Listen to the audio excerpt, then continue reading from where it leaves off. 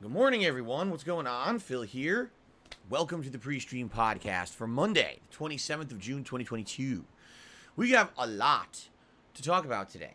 We have a lot to discuss. We have some things to announce, some things to elaborate on, some things to determine, some things to clear up.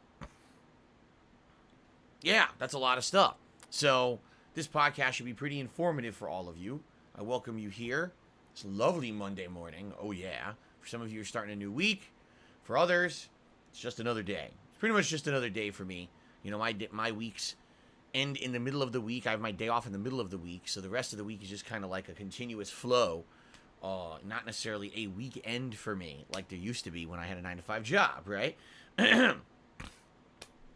Hope you're all doing well. Hope you had a great weekend. If you were here on the streams, hope you had a good time with me. Good, certainly crazy variety this week. Although, admittedly, you might say, well, everything Phil's playing is retro. You're right. There's nothing new out right now. There's nothing to play that's even a newer game. They're all retro throwback releases in the last few weeks, whether it's Teenage Mutant Ninja Turtles Shredder's Revenge last week, Sonic Origins and the Capcom Fighting Collection this week, me finishing up my Skyrim playthrough, continuing on with Castlevania Anniversary Collection. It's all throwback stuff, right? And that's perfectly fine.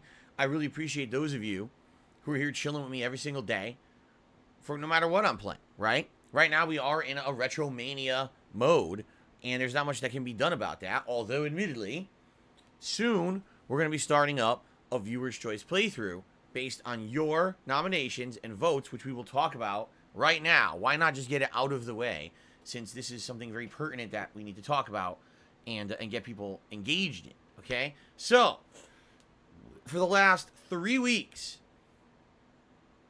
actually at this point, 4 weeks, because I think it was right or in early June when we did it, you guys have been nominating games for a viewer's choice event. Now, what is viewer's choice? Well, what it is you guys nominate games for me to do a full playthrough of here on my streams and, of course, on demand on YouTube that will go over the course of, say, the summertime. And the summertime is the perfect time to do viewer's choice because there's so few new releases. In particular, July is almost a completely dead month. So, obviously, July is a really great month to be doing something like this, right?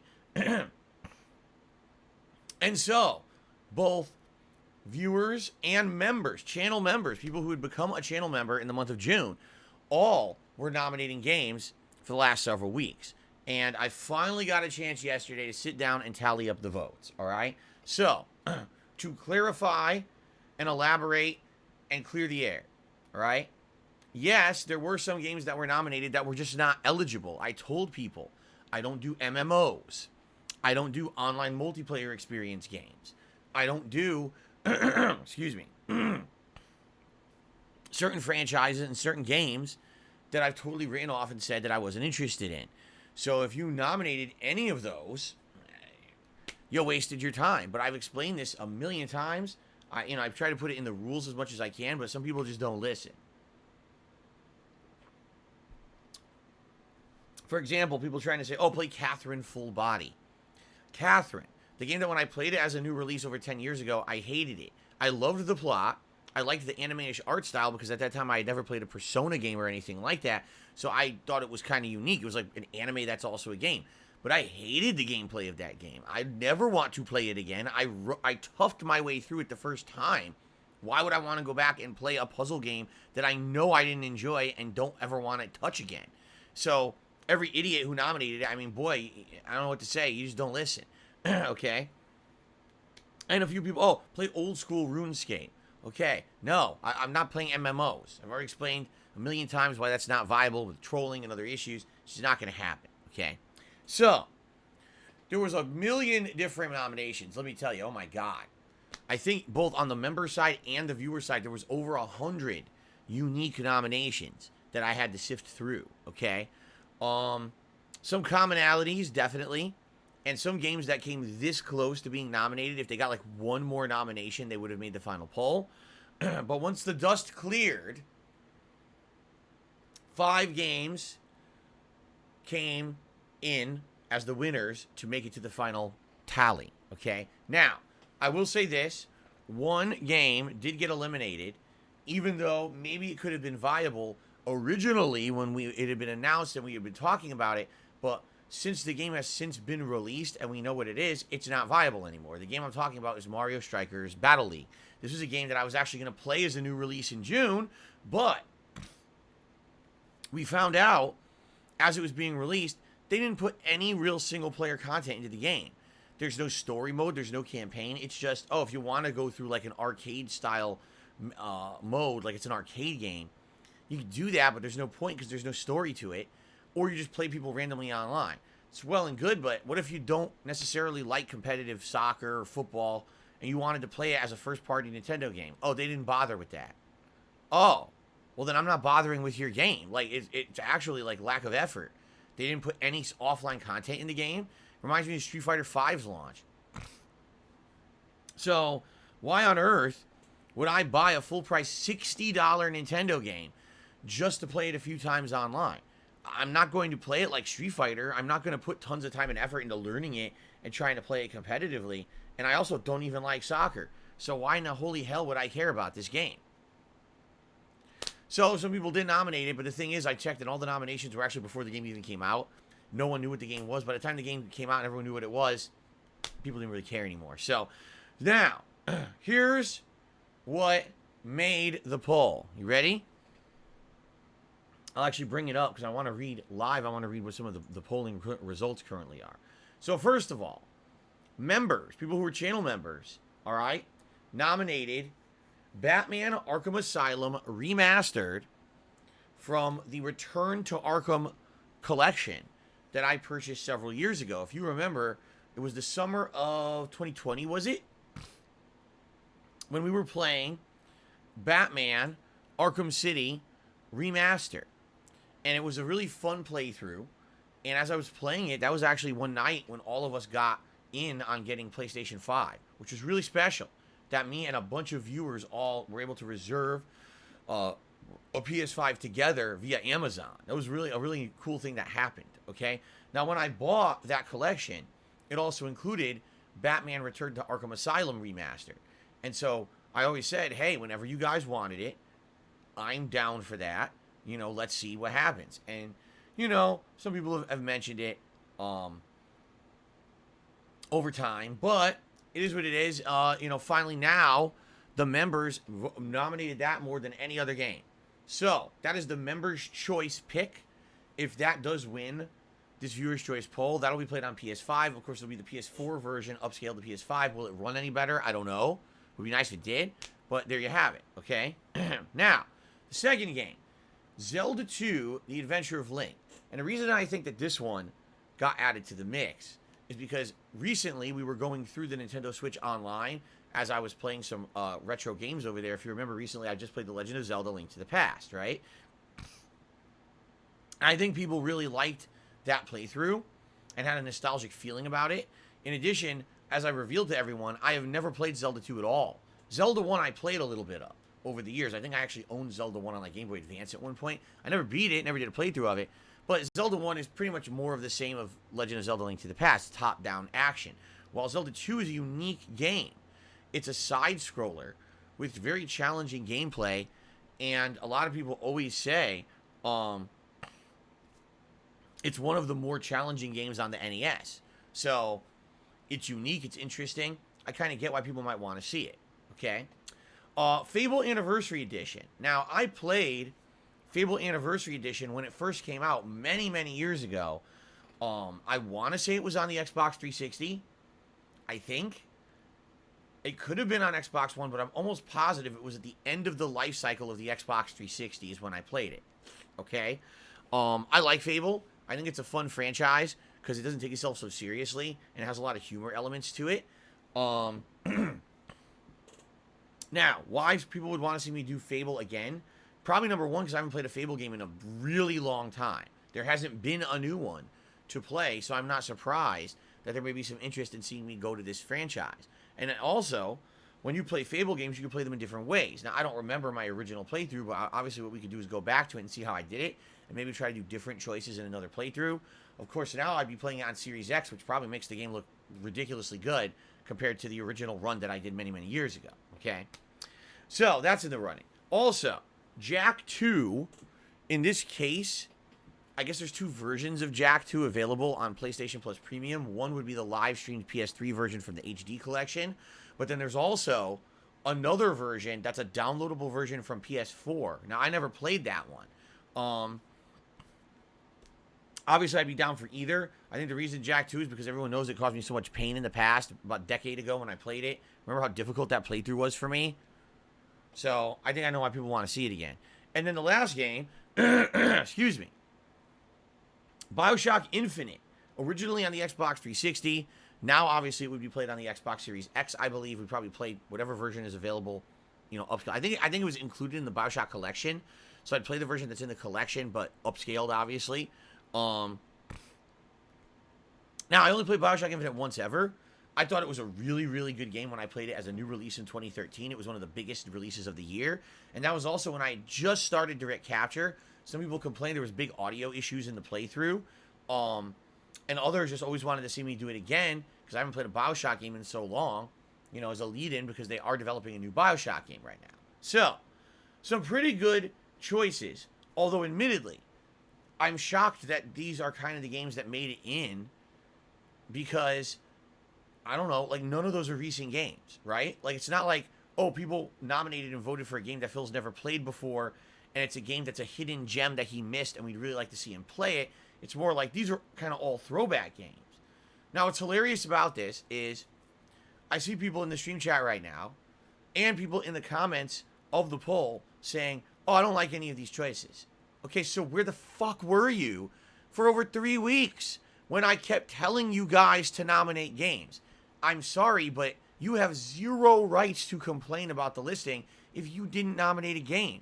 I mean, there was about 100 unique nominations in each poll. 100. Okay? How many viewers do I have any given day on a stream? Anywhere between 200 to 400. And that's at any given time. There's unique viewers as well. Each day it's about 1,000 unique viewers on my streams. Okay? What about YouTube? On YouTube, my videos get anywhere from around 300 to over 1,000 views a day. So I have a viewer base of at least around 1,000 viewers per day checking out my content. If only 1/10 of them nominated games, then the other 900 people have no grounds to complain. That's the point of viewers' choice. You, the viewers, take control of the power that you have, and you become part of this democratic process. Okay? Personally, I'm shocked that these 5 games are in the poll. I literally am. I thought maybe there'd be 1 or 2 older games in there, and then there'd be some games I never heard of or games I'd never played. That's usually what happens with viewers' choice. This is not the case this time. Okay? So, again, I don't like those I don't like those selections. Phil should have done all that. Phil didn't nominate the games. You did. So please understand, I'm doing the kind of interaction that people want. They want to be part of the process. Oh, I want to be able to nominate. Okay, great, let's do it. And then I do it and people complain. Well, then you have no grounds to complain. You literally can't. I'm sorry, you just can't complain when it was a process that the viewers controlled. I didn't pick these games. All right?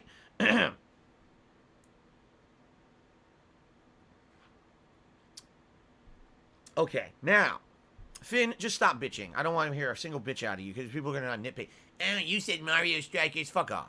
We already talked about it. We determined during the month there's no point in playing the game. There's nothing to it. It's a multiplayer-only game.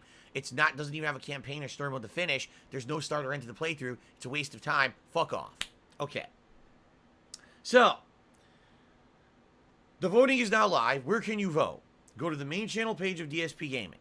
Go to the community tab. Scroll down. And there you go. You can vote. Okay? Now, this poll will run at least a week. Because what I'm thinking is we're probably going to start it in very early July. This week, we're going to start wrapping up certain playthroughs. For example, Sonic Origins, probably 2 streams left. Okay? And after that, that's done. Skyrim, we're going to finish that Tuesday night. So that's going to wrap up for sure. And then we can move on to new content. Okay? Castlevania Collection, still going to be around for a while because we've still got to finish Simon's Quest, then Castlevania 3, then Castlevania 4. But that's not going to last forever, okay? Capcom Fighting Collection is going to be mostly multiplayer. Yes, there will be some offline content, but mostly multiplayer. And we're actually going to talk about that in a moment because you guys are going to help me determine what I'm doing tonight for the late stream for that game. Okay, so a lot of the stuff that I'm doing right now is kind of wrapping up or will be done shortly. So we need to have a new playthrough sooner rather than later. So I urge you to vote. Now, as of this morning, taking a look. Okay. Hold on, because I'm refreshing. As of this morning, 1,500 people, supposedly, have voted on this poll. Okay? Here are the results as of now, because it is literally neck and neck. At 25% of the vote, Batman Arkham Asylum. At 26% of the vote, Zelda 2. At 24% of the vote, Fable Anniversary. At 11% of the vote, Jak 2. And at 15% of the vote, Bioshock Infinite. Now, understand something. Okay? As I said yesterday, last night I said this, but not many of you were here last night. This poll is not the end-all, be-all determining what we're doing during the summer. This poll is going to determine one game we play, but I very well may still play whatever games come in second place and maybe even third place. This is a good determining poll to kind of gauge interest on what you guys want to see over the summer months. So let's say, for example, Zelda wins. Okay, great, we could do that. But at the same time that I'm playing Zelda, we could also be playing the second place game. You see? So I don't want people to feel like if the game they're interested in, like let's say you're really interested in a game right now that's not winning the poll. Don't feel discouraged and feel like your vote doesn't matter. It absolutely does. Your vote could flip this poll, and I could still play the second or third place game, and it could still make it to my summer rotation, okay? So understand, I'm listening to your feedback, I'm listening to what you guys want, and I'm making it so that it's not just there's one overall determined winner, and then everything else is a loser. That's not how I'm approaching this event, okay? So, please vote. And let's see what happens. Like I said, this poll will likely run for about a week. All right. July starts later on this week. So probably what will happen is it'll run into the weekend. We'll see how it's going. And then during the weekend, we're going to be wrapping up some of these playthroughs. And I'm going to need some new games to put into the mix. And maybe that's when I'll start grabbing some. All right. So there you go. Please vote. All right.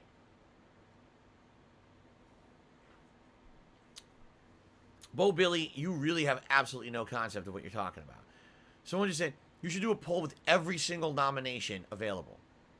Every single nomination. There was like, I'm not even kidding, like 50, 60 games. You want a poll with 60 options. By the way, YouTube only can do 5 options per poll. So you want me to put up 10 polls at a time. Like, anyway. Yikes. Okay, please vote. I'm curious to see what you guys vote for. Okay? And I'm excited to have some new games in the rotation because there's a good variety there. Although, admittedly, again, I'm kind of shocked they're all older games. I thought for sure there'd be some games there that maybe I hadn't played or missed out on, but that's what people nominated, so that's what we're going with, okay? Now, there's another event coming up, okay? There's another event coming up that is going to be a React event, a marathon, per se. It's going to take place on a weekend. And we were kind of talking about this yesterday. It's too soon to do it this coming weekend. So I think in 2 weeks' time, not this weekend, but the weekend after. So I think that's either like July 8th or 9th, I want to say. No, excuse me, July 9th or 10th. It'll either be Saturday or Sunday. I haven't determined which day it'll be yet. But one of those days, I'm going to be doing a React event, all right? As a response to you guys being so supportive in June and us hitting all of our membership goals for the month, okay? So this React event is going to be me reacting to some kind of content. It could be a documentary, or it could be a countdown. It could be a supernatural style video documenting supernatural activity. It could be a true crime story. It could be various different things. We've been talking about this, but we haven't really come to a determination about it yet. What I think we will do is by the end of this week, we'll start to talk about it more seriously. Perhaps I shall reveal the channel that I've been alluding to that I got permission to react to stuff about. And we'll try to figure it out, okay? And so then we can start actually concretely planning for the event, which will be either, like I said, the 9th or the 10th of July. It'll be a marathon event where not only do I react to stuff all day, but we will have a live feasting with the king, where I order food and we have a meal together. And in addition to that, a new WWE 2K22 30-man over-the-top rope battle royale fantasy match. I did one of these over a month ago during the marathon that I did when I reacted to my own Down the Rabbit Hole, and you guys absolutely loved the fantasy match. So I'd like to bring that back, okay? So we'll talk about this soon. Not yet, but soon. So keep it in mind. Think about what you're interested in, what you want, and we will make some determinations likely around this coming weekend. Okay? Cool. Cool. Stealth the Shadows, if you complain one more time, I'm just going to kick you out. Stop bitching. Stop fucking bitching. What is your problem? Man, Phil deleted nominations. It's not a true viewer's choice. Man, shut the fuck up. No one cares about your bitchiness, really. And no one wants to see you in the fucking chat talking about it. What the fuck is your problem? Good Lord.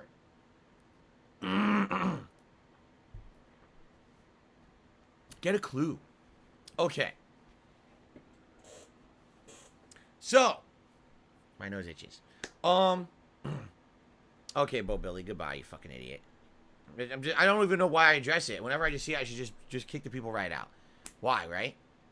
I don't know. I know I'm stupid. I'm too nice. I try to be nice to people, and then they take advantage. So, okay. All right. So let's continue on because we got a lot to talk about today. Okay. Let's talk about the schedule, so you guys know what to expect in the next few days in the coming week, and then we're going to talk about a topic that I need to clear up because it's been an ongoing thing this year. This stupid drama that I keep getting pulled into that I don't want to be involved in, and I'm tired of it. So I'm basically putting it to rest today. So we don't have to talk about it ever again, and then we can move on positively without this fucking guy trying to pull me into his bullshit circle of toilet nonsense. All right. Let's talk about the schedule, okay? So, today, we're returning to Castlevania Anniversary Collection. Last time when we were playing this, we got near the end of Simon's Quest. Very near the end of it, okay? Didn't beat it yet, but we got pretty far. And I had a good time with it. And even though the game is definitely flawed and has a lot of issues, okay? I just can't wait to beat it so we can get on to Castlevania 3. Even though I know Castlevania 3 is a much more challenging game, okay?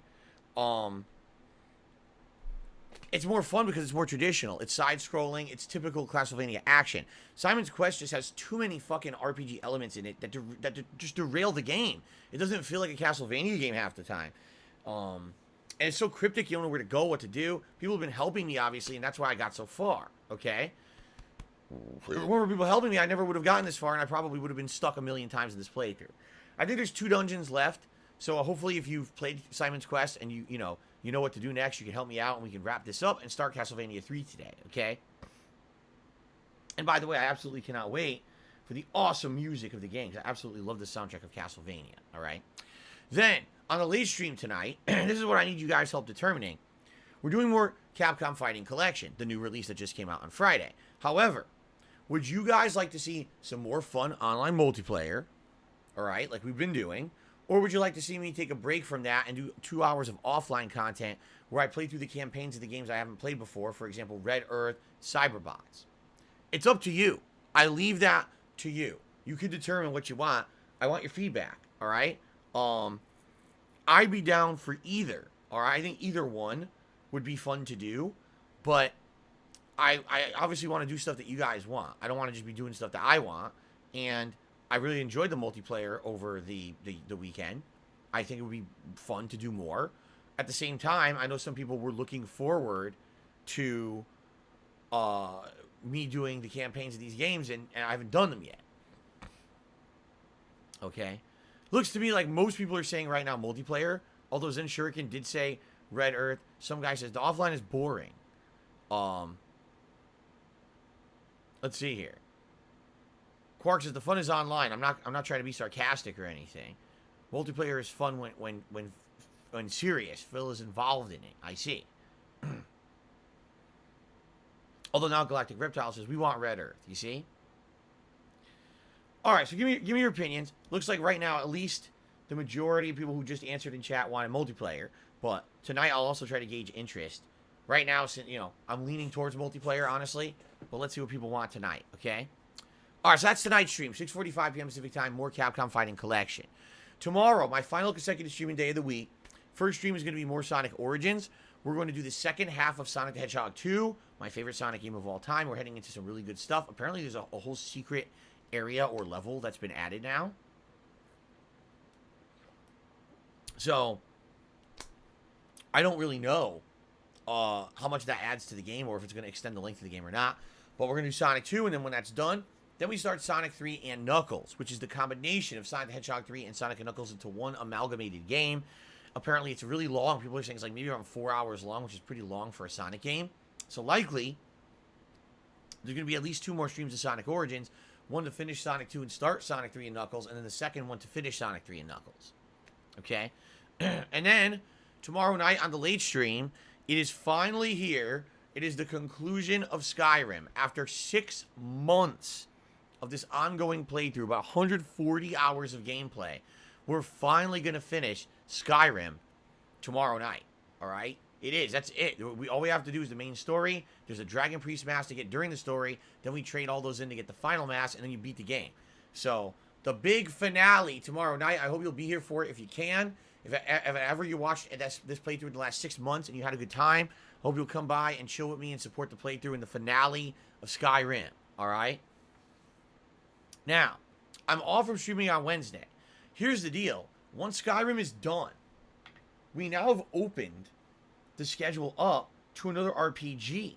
All right? And I'm excited for this. I want another RPG. What RPG, though, I'm not sure. I've tossed around a few candidates, and I'm curious to hear people's feedback. One candidate that I've been talking about for a long time is Earthbound, a game that I only played once before online, like 9 years ago. And this time around, having an interactive audience to talk with while I play it and discuss the game and its topics and its subject matter could be pretty unique and fun. It's a very quirky game, but it's actually quite entertaining, okay? It's also a classic, so rated one of the best SNES games of all time. Another game that I'm absolutely now strongly leaning towards the more I think about it would be the original Final Fantasy VII. This is a game that when it came out in 1997, I felt was insanely overhyped. I still liked it, but I thought that the plot was quite weak compared to other Final Fantasy games that I had played, okay? Then, over the years, it somehow became synonymous with RPG greatness, and everyone to this day, like, completely drools over Final Fantasy VII, to the point where they just made a freaking remake, and now they've rebooted the whole franchise as a new storyline, okay? So that being said, all right, that's something that I strongly consider. This was a game that originally I was going to play as a unique project called Project 7 way back at the beginning of my YouTube years. I was going to do a project where I was forced to play this game that I didn't particularly like that much, but I basically was forced to endure it and go through all the terrible plot lines and things in the game that I don't really like. And then I was going to play it again, okay? I was going to play it again as a playthrough before the Final Fantasy VII Remake came out as a refresher course for the plot of the game. Because I hadn't played Final Fantasy VII in a ridiculously long time, and I wanted to refresh my memory on the plot. And people said, nah, we'd prefer if you did Final Fantasy IX. So I did Final Fantasy IX, and then I never got to 7. Okay? So this is definitely something that I haven't played in so long, okay, that I feel like it would be a really interesting game to play over the summer. In addition, they just announced that they're making Final Fantasy VII Remake Part 2, which they're calling Final Fantasy VII Rebirth. And what's going to happen in this is that the plot of Final Fantasy VII is going to change dramatically. Even though it has the same characters, they're rebooting it now to continue on with a different plot line. Okay, almost like a multiverse kind of a deal where certain characters who passed away in Final Fantasy VII don't pass away anymore. They endure and live, and it changes the plot entirely. Okay, so I'd be very excited to play the original Final Fantasy VII, all right, over the course of this summer, re-experiencing it with you guys for the very first time. I've never played it for the internet, ever, all right? Plus, I know it would be more fun that way. There's certain parts of this game, for example, excuse me, the Shinra Tower is awful. The Shinra Tower dungeon is so boring. It makes you go in circles looking for key cards. It's incredibly confusing. It sucks. It really is a really poorly designed part of the game, which is a shame because the game actually has really good dungeons in it. But the Shinra Tower happens relatively early on in the game and is really annoying.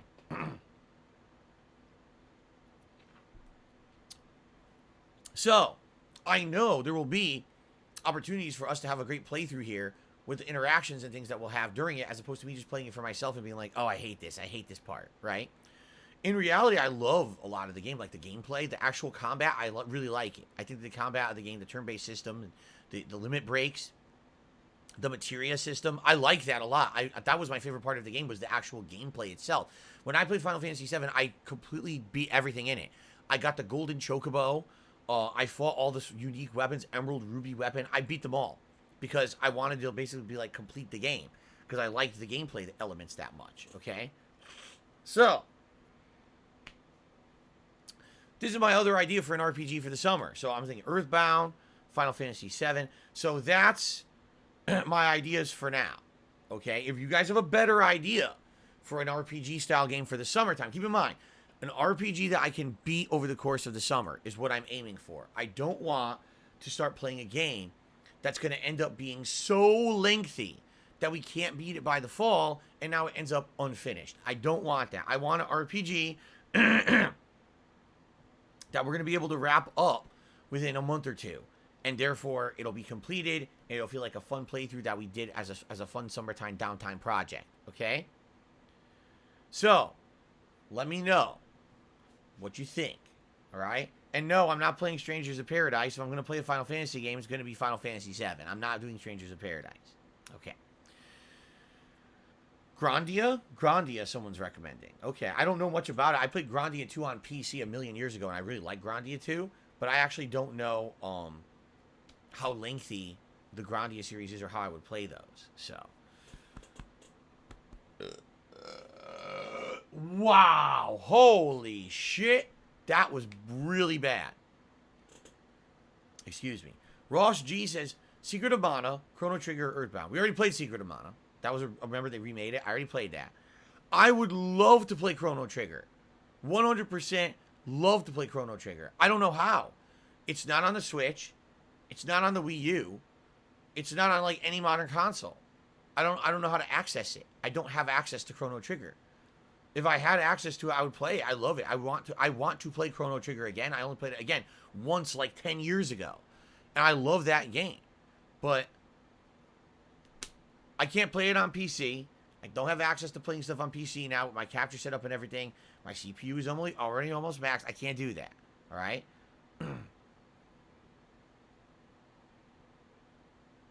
Yeah, I don't get it. I don't understand why there's no accessible version of Chrono Trigger. Was Chrono Trigger on the SNES Mini, which by the way you can't buy anymore, but was Chrono Trigger on the SNES Mini? I don't remember.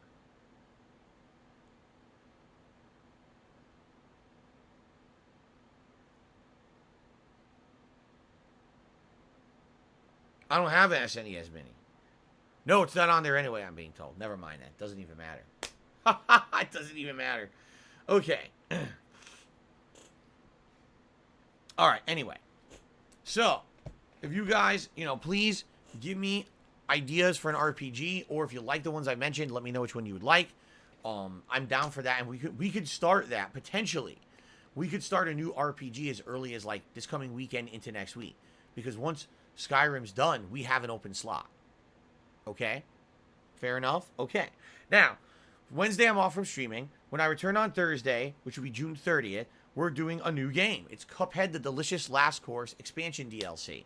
The good news is, after 5 years, the wait for more Cuphead content is over. The bad news is, the content's 4 hours long. It took them 5 years to make 4 hours of content. I don't know. I don't understand it either, but I guess that's life sometimes, right? I'm definitely playing it. I'm very excited. All right? But it's not going to last very long. At most 2 streams, okay? So that's the main stream on Thursday. Thursday night, we'll probably do more Castlevania. Friday, We'll do more Sonic Origins, and it could probably be the conclusion, if depending on how tomorrow goes, but it will probably be the conclusion of that playthrough. And then Friday is Friday Night Fights, our first regular late night stream of the Capcom Fighting Collection to see how it goes.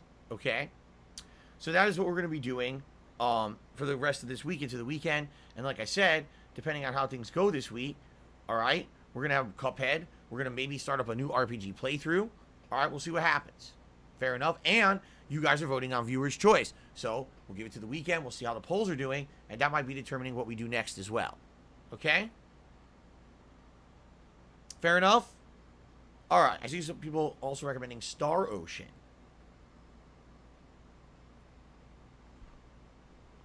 Okay.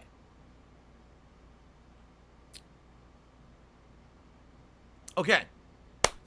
So, that's that. Ladies and gentlemen, I'd like to talk about a certain subject matter and clear it up for full transparency purposes so that we can move on from it. I'm turning pink again. Oh, this fucking camera.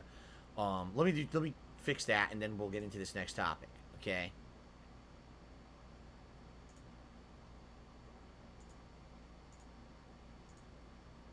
There we go. I don't want to turn pink here on the pre-stream. Okay. Ladies and gentlemen, there's been an ongoing fucking drama this year. I don't know why. I really can't explain it because I'm not the person who's causing the drama. You guys know me. I stay in my lane, right? I chill. I do my thing on my own stream. I don't go outside of my stream to cause any problems with anyone. I'm just right here chilling with you guys every day. That's all I care about, right? Every once in a while, someone will ask me my opinion on another content creator or something. I'll give my honest opinion, and then we roll on. And that's how it is, okay? For some reason, this year, a certain content creator by the name of Keemstar has tried to pull me into his fucking vortex of drama a couple of times now. And I don't understand why, alright? I don't really care. Alright, you guys know me, again. I'm not into this shit, alright? I'm the last person to try to get wrapped up in any kind of drama on purpose. I just try to do my own thing. My ideal scenario would be to be able to do fun streams with you guys every day, have no drama involved, make a living doing it, and we all have a good time together. That's all I ever care about. I don't want to be rich. I don't want to be famous. I don't want to blow up in notoriety. I don't want to be involved in drama and go viral. I don't care about any of that shit at all. Okay? So I don't know why this guy Keemstar keeps pulling me into his shit, all right? Now, allow me to explain a little bit. Keemstar is a content creator who we actually have some history with here, because when we were watching the Down the Rabbit Hole video about Wings of Redemption, we found out that this guy has been embroiled in the life of Wings of Redemption multiple times in his history. At one point, being some kind of a weirdo prank content creator who was playing Halo and saying disgusting things to girls over the mic, like really nasty, immature, disgusting shit. You know, acting like a fucking asshole.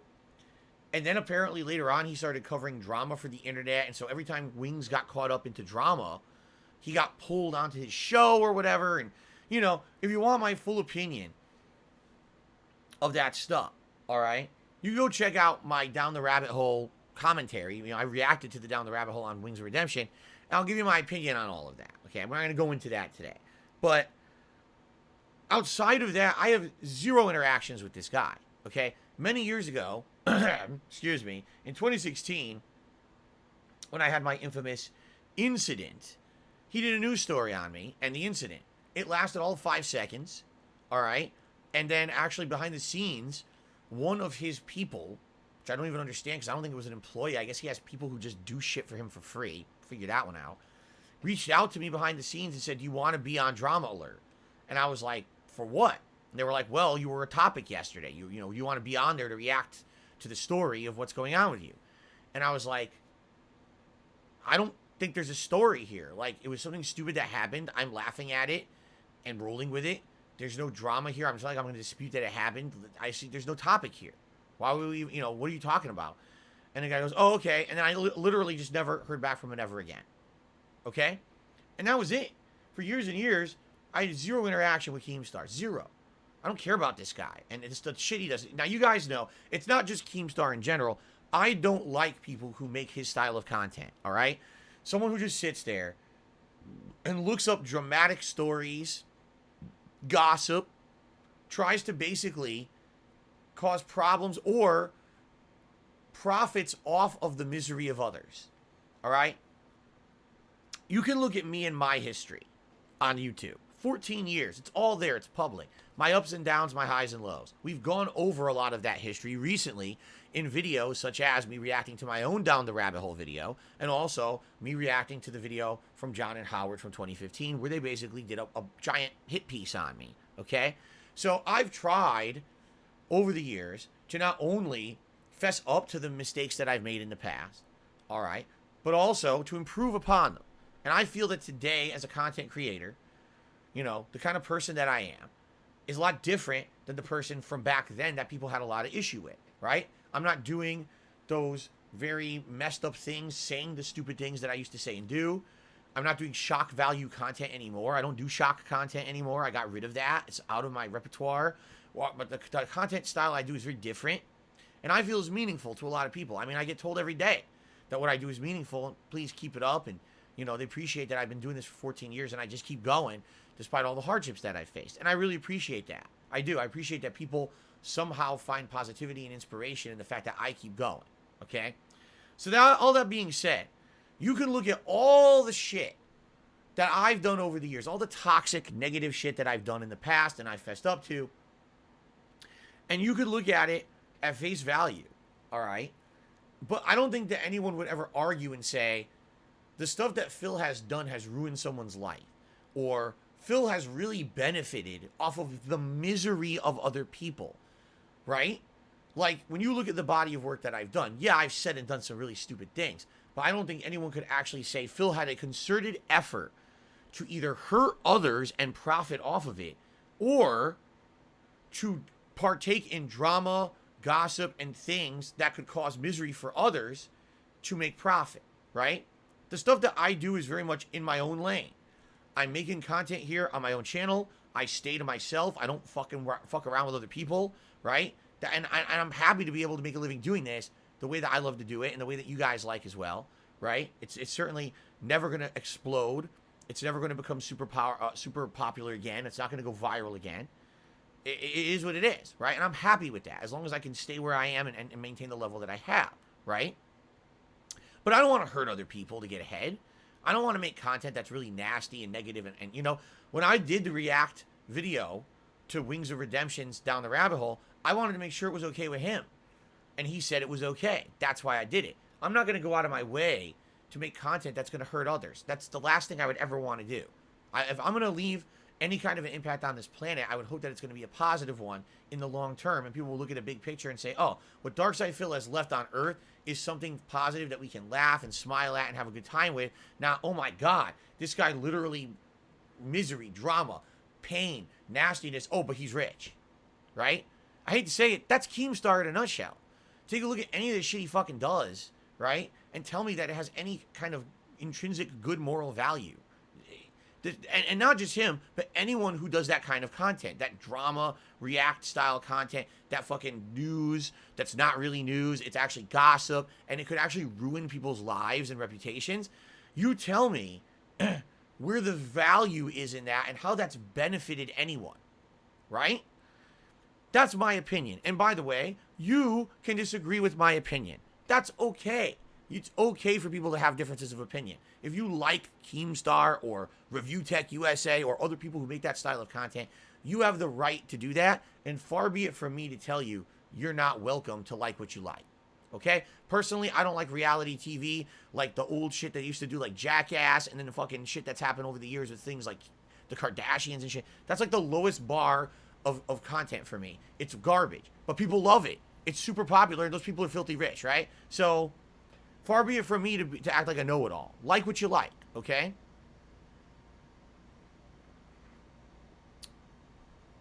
Fair enough. But at the same time, don't pull me into your drama vortex for trying to get some kind of personal benefit out of it, all right? So why am I bringing all this up? Because this year, Keemstar's tried to pull me into his vortex of shit many times. First of all, much earlier this year, okay, out of nowhere, out of the blue, Keemstar tweets about me saying that there's a show coming up that involves me, Wings of Redemption, and Boogie. 3 content creators on the internet, And he says, oh, it's going to be a show with all three of them. It's going to be a podcast, and I'm producing it. He just says this publicly, okay? This guy literally never spoke to me. He just tweeted this. Then he starts tweeting, oh, Darkside Phil has me blocked on Twitter, so I can't talk to him about it. Someone had to get him to unblock me on Twitter. So now people are trying to, like, contact me, and they're like, Phil, are you doing this show with Keemstar? Why is he talking about you? What is it? I'm like, I don't know. I know nothing about it. I'm literally not involved in this process. I have no clue what this fucking guy is talking about. And I said as much months ago here on my streams. I said, I don't know why he's bringing me up, okay? Now, allow me to give you a follow-up on the story. After that went down, Boogie reached out to me and actually personally contacted me and said that he would be interested in doing a podcast with me and maybe Wings. But he says the catch is Keemstar wants to be involved and wants to produce it, that Keemstar would pay for everything, whether it would be a production budget, maybe even a studio, who knows, I don't know, equipment.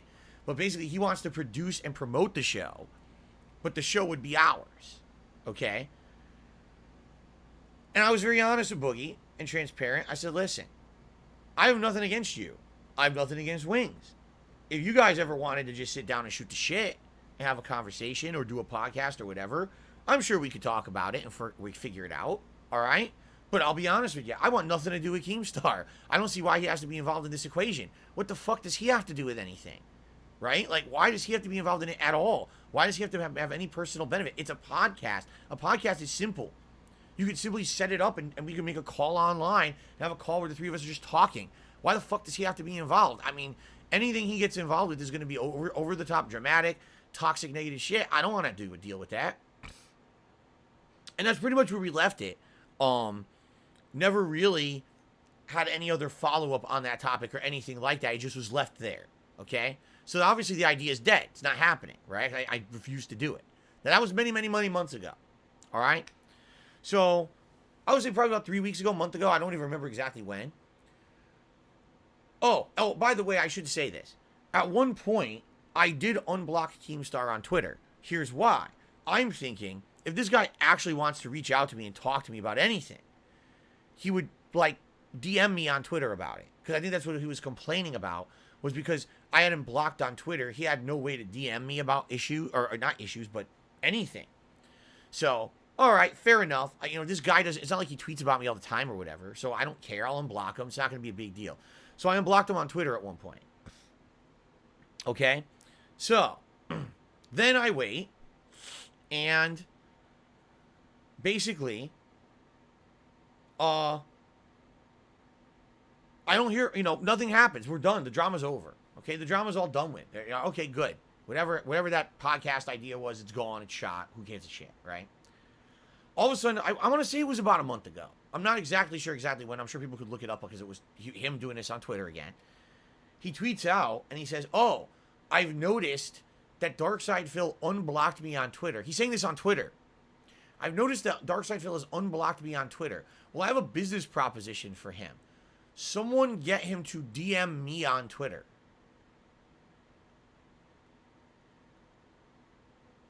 Huh? Let's repeat that again for emphasis. I have a business opportunity I want to offer Darkside Phil. Have him DM me on Twitter.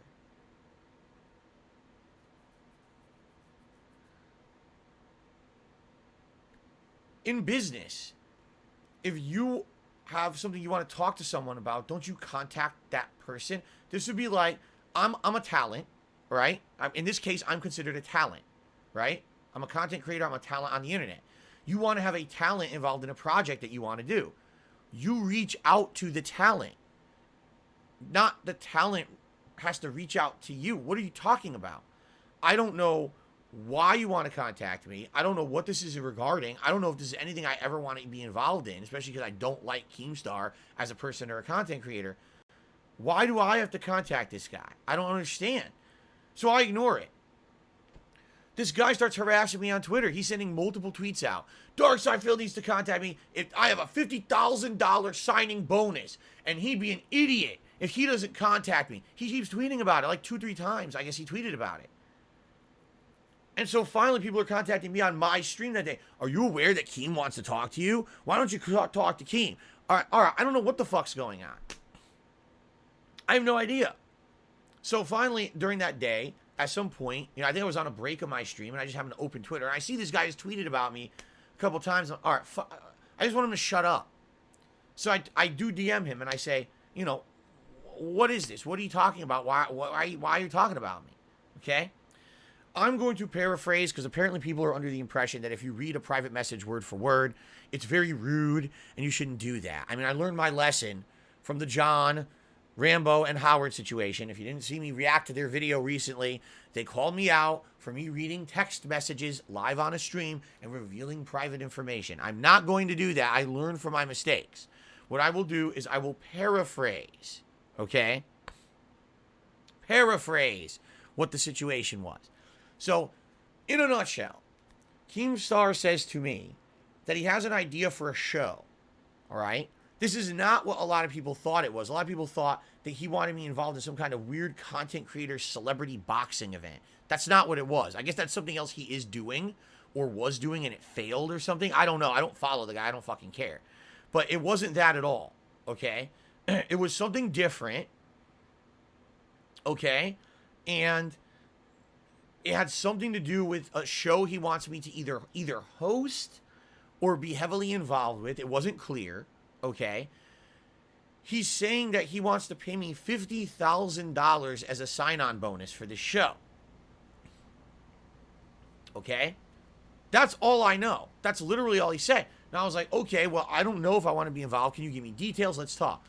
No, I want to have a phone call with you to talk about it. Now, immediately that hits a red flag for me. Why? Because this guy wants to do a phone call for a good reason. Because he doesn't want to have anything in writing. Right? If someone wants to have a business dealing with you, they're going to do it in writing so that there's evidence of what they said and it can be referenced later.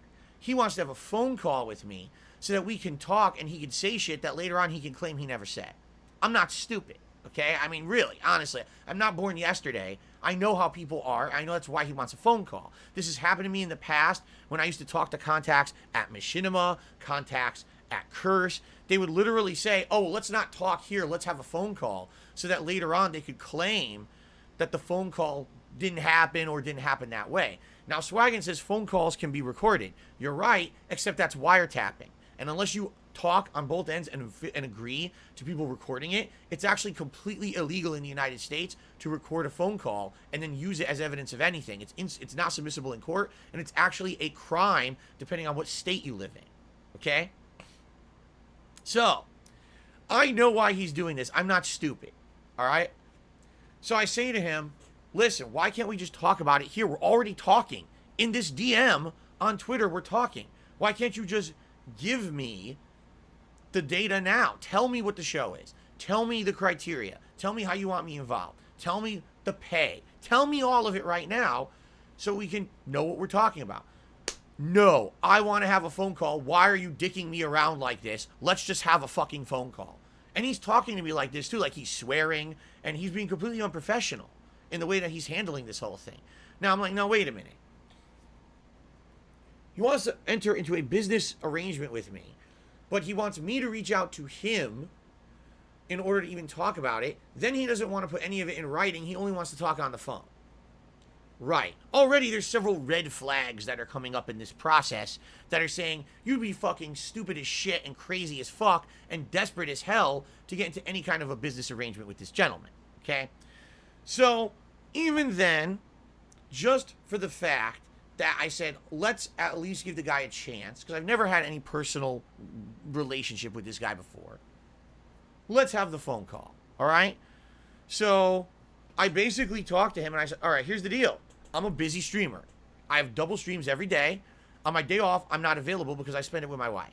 So here's when I'm available. I'm available at this time and this time, this time and this. I gave him slots of time that he could call me to have this conversation. In fact, that first day, I sat around during my break, ready to answer the phone if he called me, because I was under the impression he wanted to talk right away and was going to call me. He did not call me. Again and again and again at the times that I was available, he didn't call me. Okay? All of a sudden, he starts calling me randomly at times that I'd never told him I was available, like during my streams. One day I'm sitting here and I look, missed call, it's him, he's calling me in the middle of my fucking stream. I told him I wasn't available and I was available at certain times. Why are you not calling me when I told you I'm available? All right? Then all of a sudden, I don't hear from him again. I'm like, all right, maybe it's over with. Then he comes into my stream about 2 weeks ago, and he's like, Phil, when are we going to talk about business? Phil, why are you like ghosting me about business? I was like, Keem, I don't know what you're talking about. I really have no idea what you're talking about. It's not what happened. You said you wanted out. You refused to talk in a DM. You wanted a phone call. I told you when I'm available for phone calls. You still haven't called me during those times. Instead, you insist on calling me when I'm always busy working. So that was it. And then I didn't hear from the guy again for several, weeks. All of a sudden last night, out of the blue, Keemstar comes on my Skyrim stream, of all streams, right? The stream that has like the least attendance or whatever. He comes on my stream and he starts insulting me. Oh, so you will beg your viewers for income, but you won't take $50,000 for me to be on my show. What's your problem, Phil? Why won't you take my call? I'm like, so I literally said on my stream, so should I ban you now or later? Because nothing's going to come of this good. You're on my stream derailing it and talking shit. How should you think I'm going to handle this? Do you think this is going to be a positive outcome for you? Like, you know what I'm saying? Like, you have to use your brain. Now, I just want you to think about every interaction I've now had with this guy, okay? Years ago, he makes fun of me on his drama alert, okay? Then I don't hear from him for like 5 years, 6 years. No contact at all. He makes a public posts about me saying I'm going to be on a podcast he's never spoken with me about ever, okay? He complains that he's blocked on my Twitter. I unblock him on my Twitter after he demands that I do so. And then he demands that I DM him, even though he's the one who wants to reach out to me for a business opportunity. He demands I DM him. It's like some weird power thing for him. You come to me because I am the high and mighty Keem, so you come to me. I know I don't reach out to anyone. You come to me, right? It's like a power play or something weird in his head. Figure that one out. Get a psychiatrist involved in that one. I'm sure they'll definitely tell you about the complex this guy probably fucking has in his head, okay? And then, when we finally talk, he refuses to tell me what he's talking about. He wants to have a phone call. So I tell him when he can call me, and he won't call me at those times. It's like, if ever you could get red flags involved in a situation, I think I had about 14 of them at this point, right? So I want absolutely nothing to do with this guy. Like, seriously, nothing. If I never heard about Keemstar ever again in my life, I would still have heard about him too much. I don't care about this man. I don't care about the kind of content he makes. I don't care about the drama he creates around himself. I don't care about the pain and misery he causes others to make a buck. All right? He insulted me multiple times on the internet. In fact, months ago, someone had asked me about him on the internet, and I made a comment saying I don't like him and the kind of content he makes.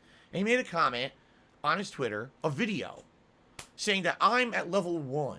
I'm poor, and I'm at level 1 as a content creator. I never got past level 1. I never beat the first stage. While he's up there rich, living in mansions, driving his fucking Ferrari and shit, right?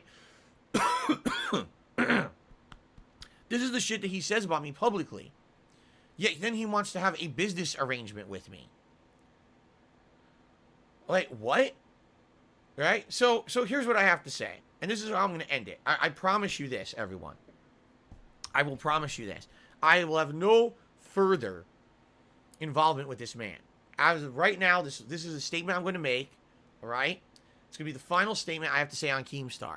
I don't care what drama he tries to bring up as a result of me saying it. I don't care if he talks about me on Twitter and he makes his little fucking video shits to himself. I don't care what he does. The guy, go on, have your life. Leave me the fuck alone. All right? However, here's what I will say. It doesn't matter in life, all right, how much money you have, how much popularity you have, whatever you have. All that shit is superficial, right? It's all superficial. What matters in life is that you, through your actions and through the legacy you leave behind, all right, you feel like you've done something positive. At least for me, in my life, that's my goal. When I die, I want to be able to say, I did something good on this planet, all right? I left something behind that helped people, that put a smile on someone's face, that did something nice, right? That maybe people, even though there's people out there who absolutely hate me, hopefully there's enough people who I've helped somehow with the legacy that I left behind that it improved someone's life situation in some possible way. Certainly there's things that I've done over the years that have not done that, but I like to think that overall in the 14 years that I've made content, all right, that at the very least, there's people out there who feel like what I've done has meaning for them. Positive meaning, not negative meaning, that I've derided people and made fun of people and it hurt others, but that what I've done is basically something that, you know what I mean, that helped out overall in the grand scheme of things, okay?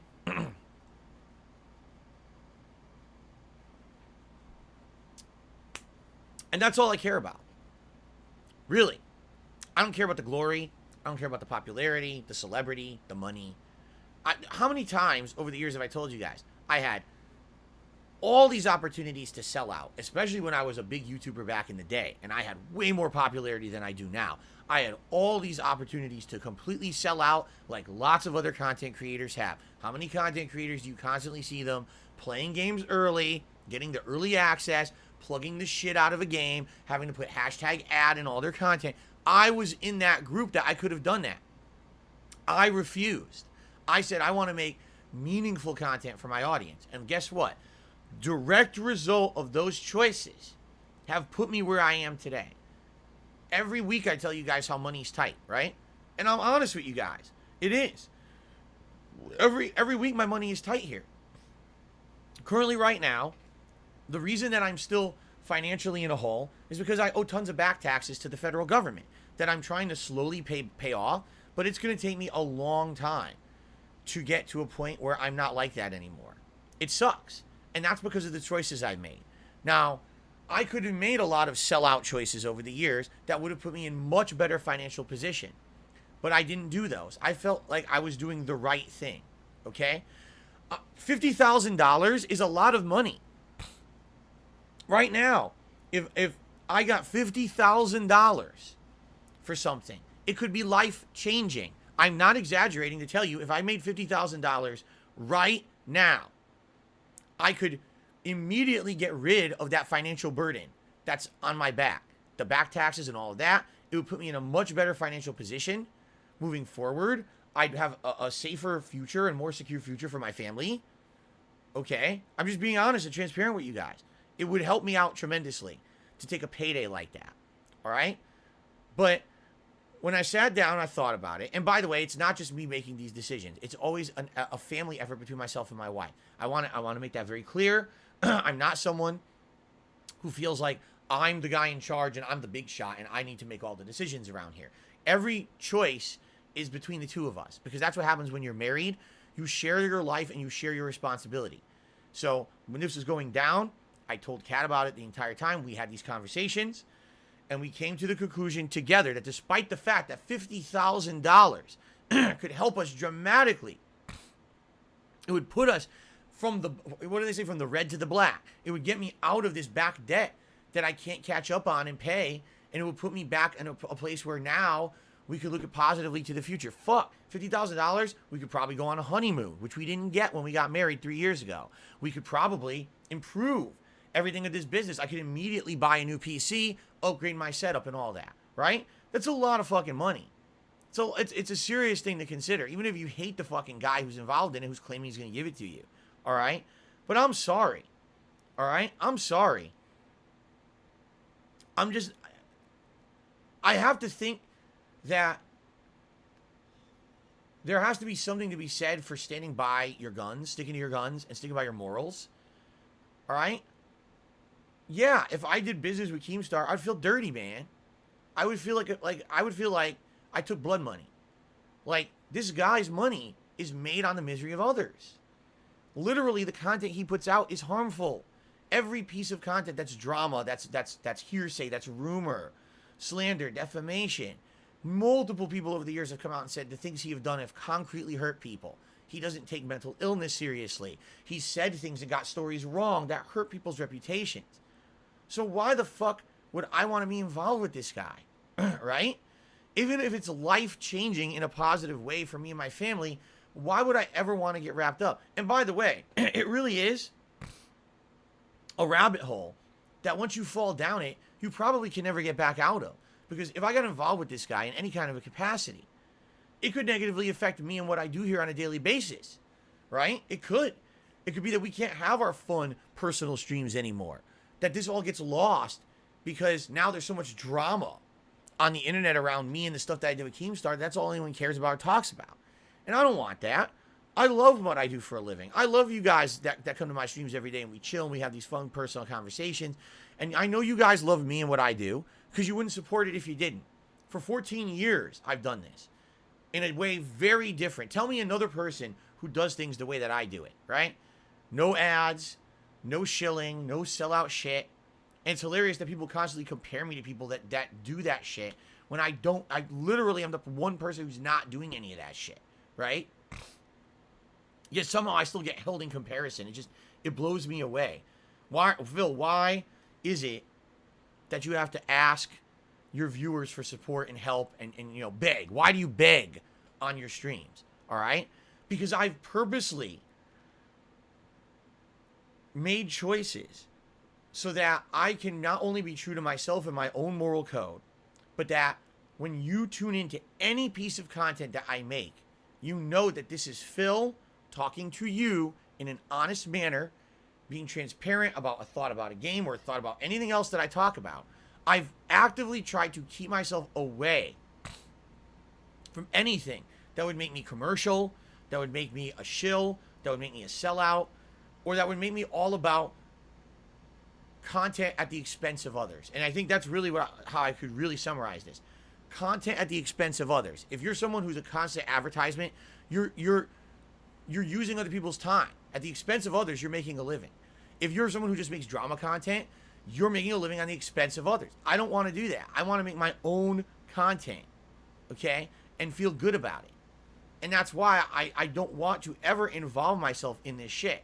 But please understand, that's why I get myself in these situations. Right now, all right, yesterday was a really slow day for me on stream. I didn't make a lot of support yesterday. Just being honest. I didn't. Okay? It was a very slow day.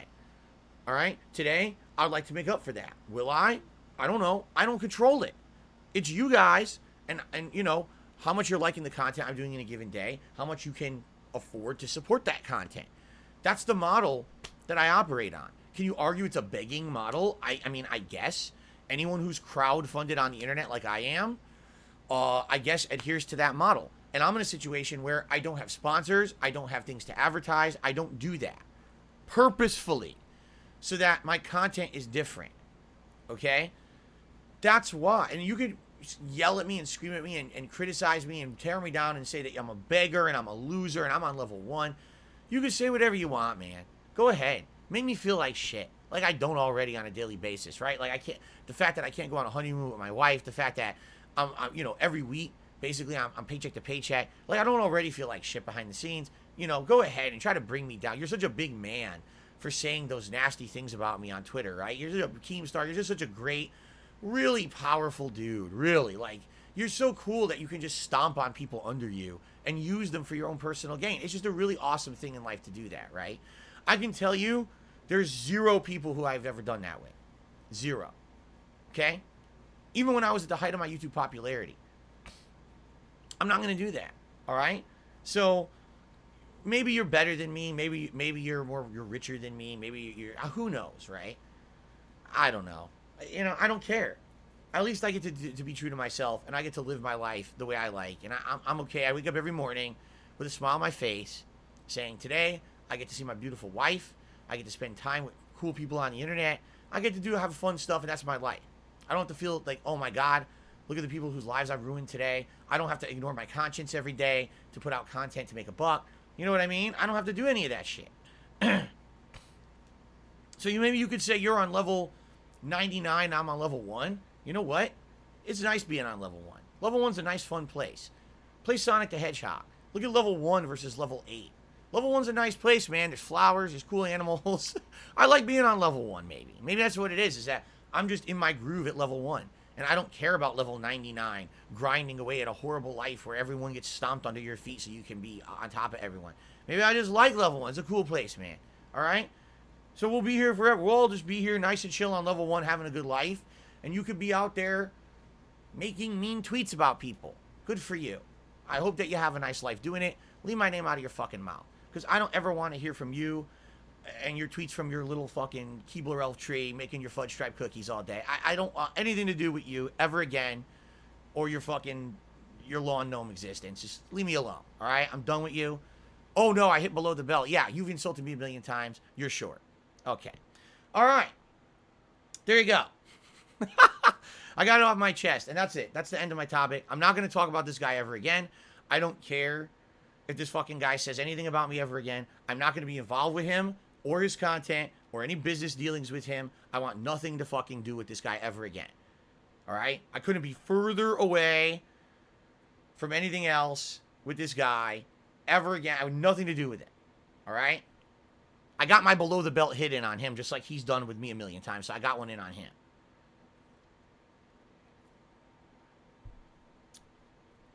Okay.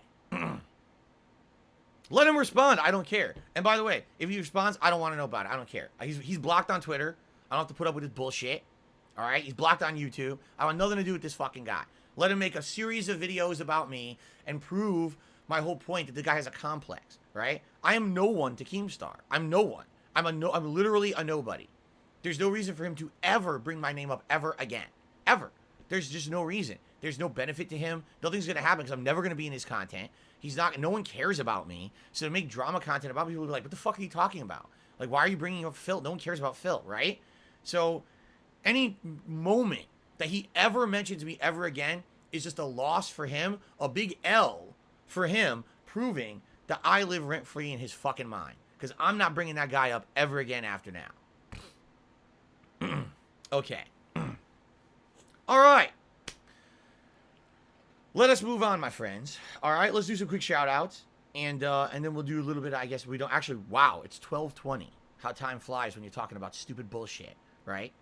Let's go ahead and do shout-outs, shall we? Shout-out to Andrew, who has become a channel supporter this morning. Thank you for becoming a member this morning, Andrew. I appreciate that. It looks like Snow Carl did a couple of tips here. First of all, Snow Carl did a $1.50 tip. He says, to prevent long-term mental health issues, do you think it would be a good idea to find some way to get more socialization in real life? All right, I'm just going to ignore the nonsense. Snow Carl did another $1.50 tip. He says, considering your long career and the storms that you've weathered, what do you think is the most unfair accusation that's been leveled against you? What's been the most untrue, harmful meme or rumor that comes to mind? Oh, God. The truth of the matter is I probably don't even know. I probably don't even know what's the most harmful thing that's ever been said about me. You know? I mean, just think about the insane amount of things that have been said about me. You know, I'm fucking a pedophile, a groomer. I took weapons to Street Fighter tournaments and threatened people with weapons and got banned from competitive Street Fighter because I was threatening people with weapons at tournaments. Tell me where the factual basis on that one's based on. I don't know. Right? There's been so many things. That's the thing, like, a lot of the stuff that's said that gets the most traction is just dumb shit anyway. The escort meme, the mobile games meme, these are dumb. Who even cares about that dumb shit? I would think that the other shit would be way more hurtful to me, right? The stuff today that's said about me is so dumb that no one cares. That's why I'm able to still maintain a nice living here and have a good time with you guys on a daily basis. None of that shit, the shit that's so dumb that's said about me today, no one literally cares about. That's why you get trolls who come in with 100 accounts, literally reciting the same memes like a parrot. Like, mobile games, scammer, beggar, this, that. It's like, You sound like an idiot. No one cares about that shit. It's such fucking old shit that you just repeat ad nauseum and no one gives a fuck about it. But they're so dumb that they're in this one-track mind repeating the same shit that doesn't matter, right?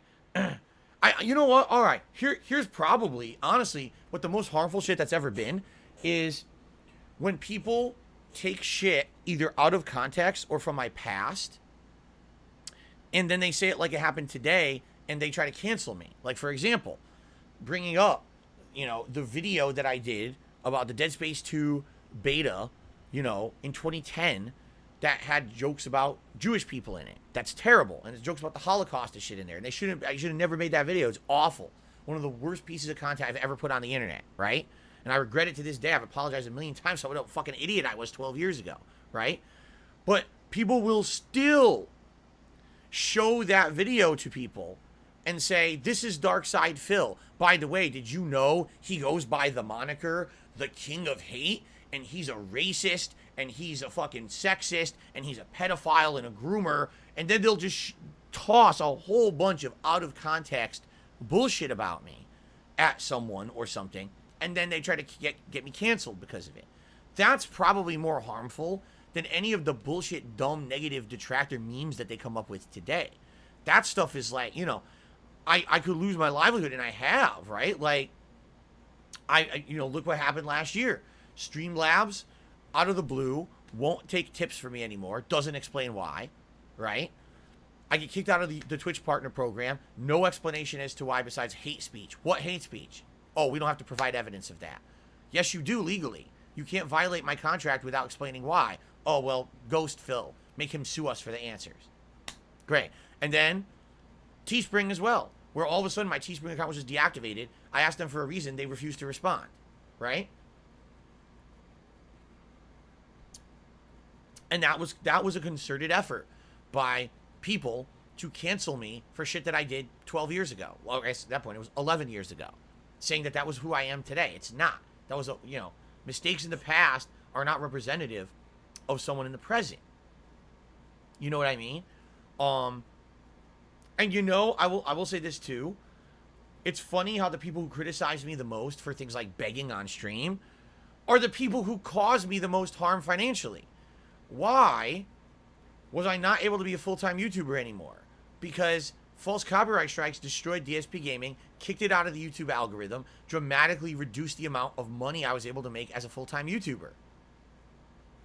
If that shit never happened, very well to this day, I might have still been a full-time YouTuber, and I wouldn't be a full-time streamer who relies on contributions during streams. Okay?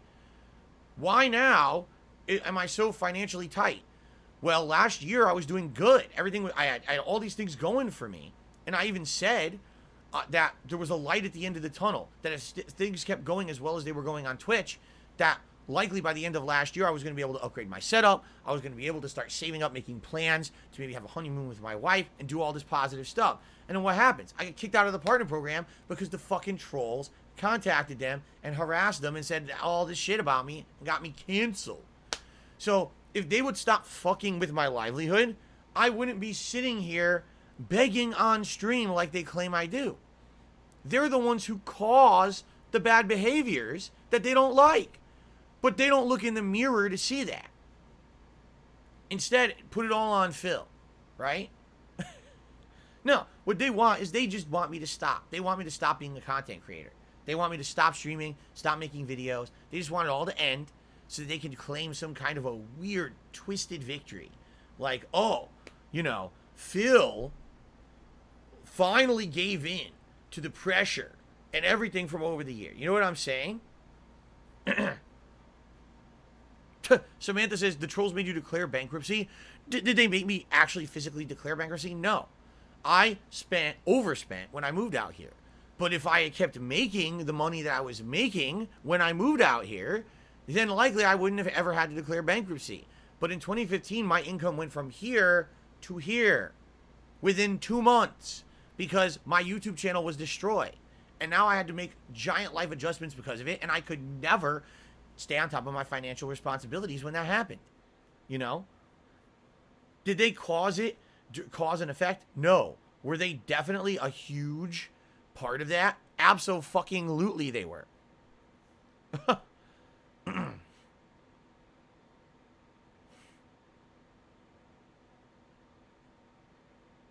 Anyway, this is all neither here nor there, right?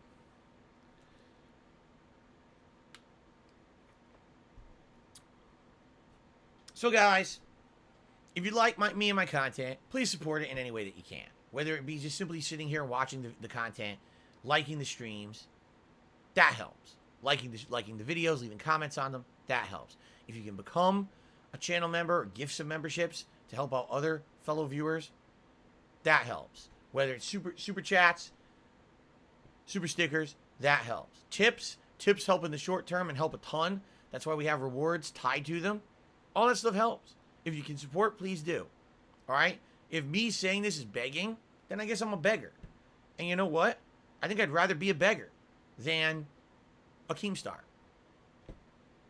So there you go. Mr. Puffy Nipples tipped $1.50 and said, what about they probably harassed the shirt company? No, I'm sure they did. How is it that I had a business relationship with Teespring? When I started working with Teespring, they reached out to me. I'm not kidding you. When I started as a full-time streamer and I was looking for merch companies to make product, Teespring contacted me and said, we would like to do business with you. They had a person working to design merch for me. They knew who I was. They knew all the content that I had made in the past. They were okay with all of it and wanted me to be a part of their business. All of a sudden, 4 years later, they make a decision that they don't want to do business with me anymore and they close my shop with no notice or anything. Of course, what happened? These trolls probably were harassing them, sending them tons of shit. This is what happens.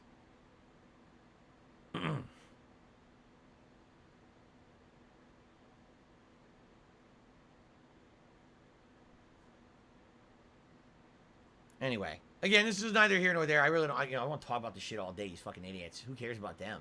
I don't even know how we got to that topic.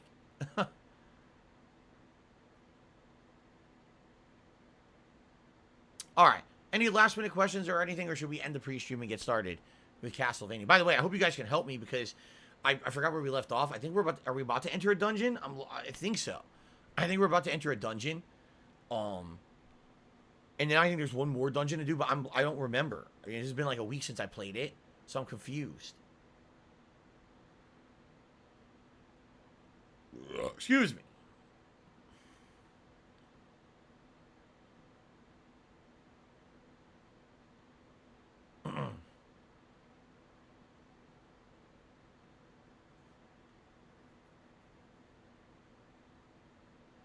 No, I did not hear that the new Diablo, you mean Diablo Immortal, the mobile game, it's banned in China now due to its microtransactions. I did not hear that, no.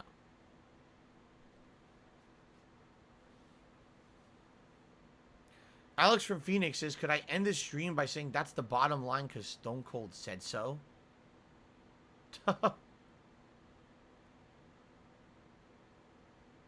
No. What's up, Malcolm? How you doing today?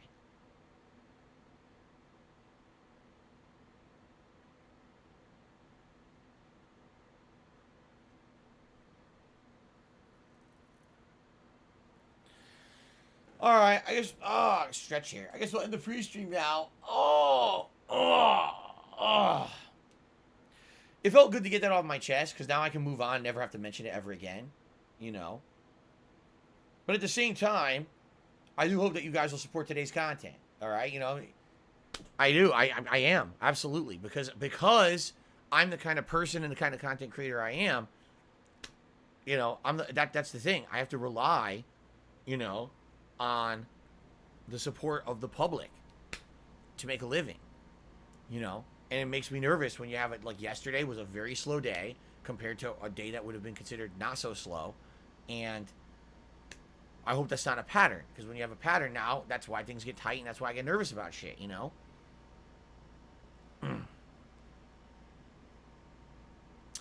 Abdullah says, I can't get enough of you in the Capcom collection. I wish you played that more, but I understand you're a variety streamer. We're doing it tonight. It's the late stream. Abdullah, that's tonight's stream, 6:45 p.m., man.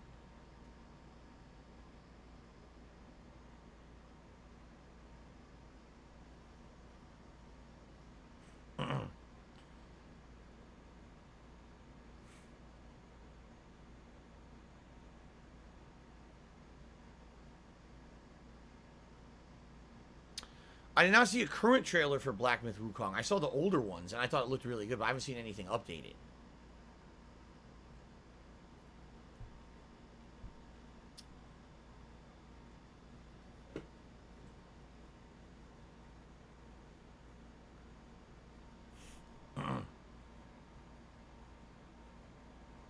All right, let's end the pre-stream.